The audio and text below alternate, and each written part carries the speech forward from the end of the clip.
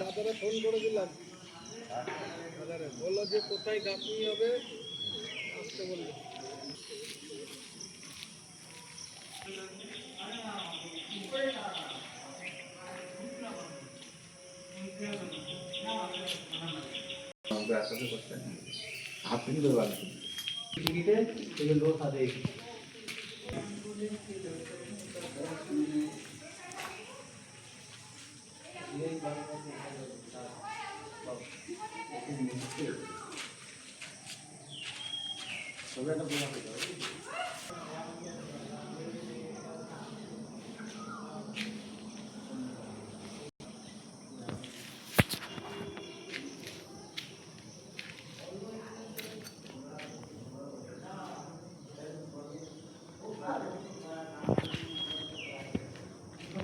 দেখেছো, এই আমরা সব এই যে এই মন্দিরে কাজ করতে, এই যে ফাঁকিবাজ এই ছেলেটা সব থেকে, হ্যাঁ সব থেকে বেশি ফাঁকিবাজ এই ছেলেটা। আর এই যে আসছে আমাদের, এই যে পাথর কেটে যে খোদাই করছে যে লোকটা, সে হচ্ছে এই শঙ্কর বাবু।